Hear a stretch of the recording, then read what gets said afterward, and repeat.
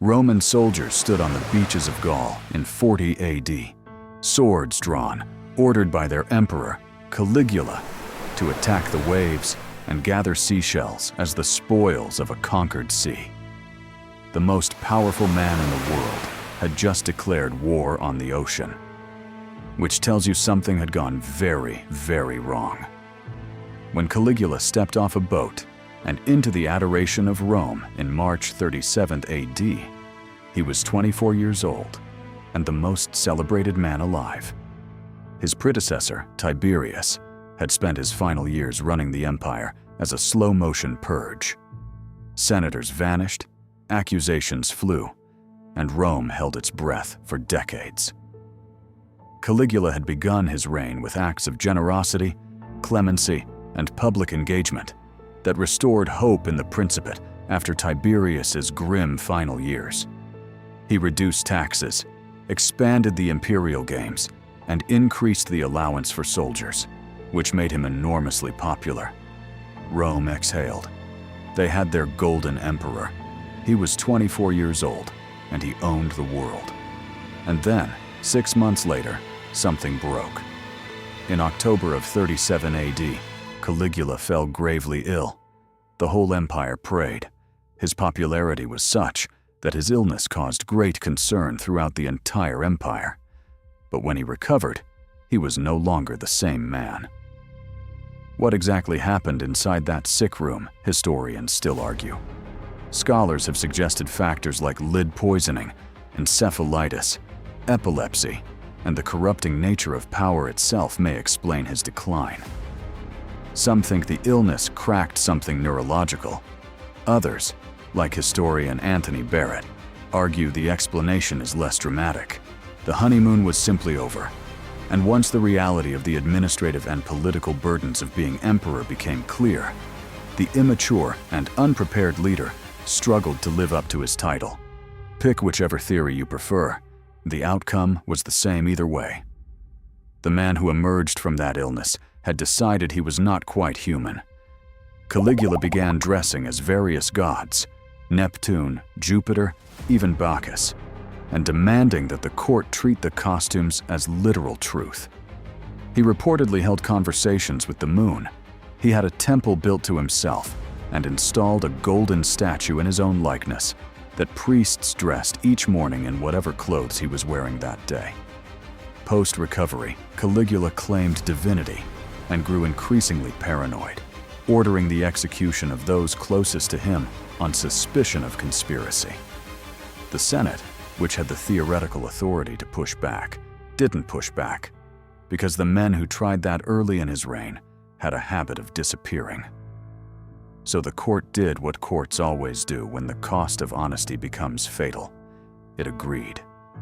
Every escalation was met with applause.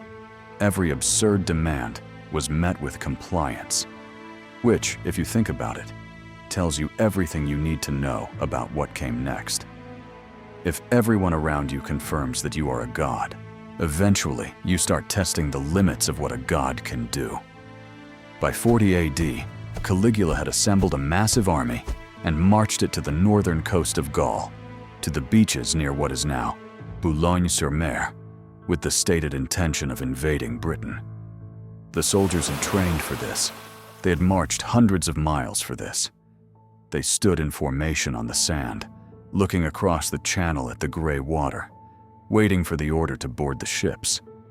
The invasion that was coming, the crossing that would add another island to Rome's empire, was the kind of military glory that would confirm everything Caligula believed about himself.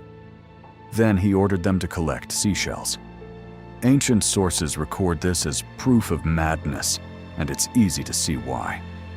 But that reading is too simple, and it misses the more unsettling thing happening on that beach. Caligula didn't snap. He didn't lose the thread. He declared the sea conquered, called the shells the spoils of a defeated Neptune, and had them carted back to Rome as trophies. This was the logic of a man who had spent 3 years being told that reality was whatever he declared it to be. Every senator who applauded the golden statue, every courtier who confirmed the divine costume, every execution that went unchallenged. All of it had been rehearsal for this moment. The ocean was just the next subordinate who needed to be reminded of its place. The problem was that the ocean had no idea who he was. So here's a question. Do you think Caligula genuinely believed he was a god? Or was the whole thing a calculated power move to keep the Senate in line? Drop your answer in the comments below. Either way, what happened next on that beach reveals exactly how far the delusion had gone. The ocean didn't care. That's the thing that makes what happened on that beach so devastating. Not the spectacle of it, but the silence underneath. Every human being Caligula had ever threatened had flinched. Every senator had applauded. Every courtier had confirmed. The entire machinery of the most powerful empire on Earth had bent itself around one man's self-image for 3 years. And then he pointed that machinery at the water, and the water just kept moving. You cannot execute a wave. You cannot exile a tide. You cannot make the sea disappear a senator's family to discourage future descent. The ocean was the first thing in Caligula's world that was genuinely immune to him, and his response was to declare victory anyway, scoop up the shells, and march them back to Rome as proof. Ancient writers like Suetonius recorded the shell episode with obvious relish, and it's worth asking why. It wasn't simply because it was absurd, though it was because the shells were legible. For 3 years, the court had performed compliance in ways that were invisible to the outside world. A vote here, an applause there, a silence where objection should have been. The beach was different. The beach was public.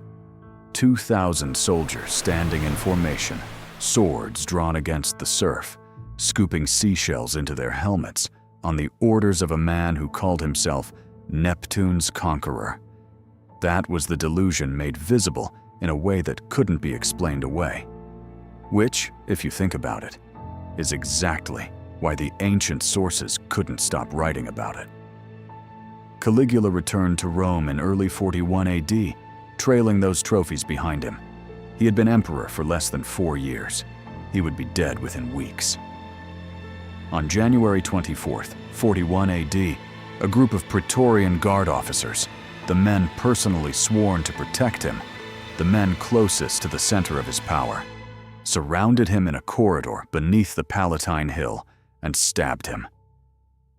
The ancient sources record that he was struck some 30 times. His wife and infant daughter were killed the same day. The Senate, which had spent years applauding the golden statue and confirming the divine costume, immediately began debating whether to restore the Republic. They didn't in the end. But the fact that they considered it tells you how far things had gone. The men who finally said enough weren't philosophers or reformers. They were soldiers, professionals, people who had watched the machinery of power run long enough to recognize when it had become something else entirely. Here is what the war on the ocean actually was. It was the moment the system's failure became impossible to ignore. Not because Caligula had become more dangerous, he had been ordering executions for years, but because the beach revealed, in pure and undeniable form, the logical endpoint of a system with no corrective mechanism.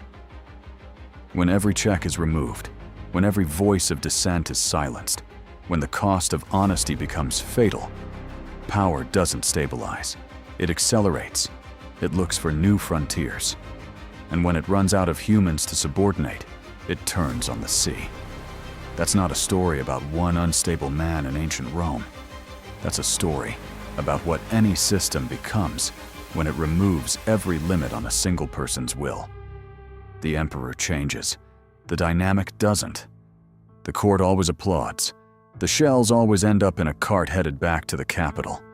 And the ocean, the one thing that couldn't be intimidated, couldn't be executed, couldn't be made to kneel, just keeps going. It was there before Caligula stood on that beach. It was there after his body was carried out of that corridor. It's still there now. That's the thing about the ocean. It doesn't need to win. It just needs to wait. Subscribe if you want more stories like this, and watch this one next.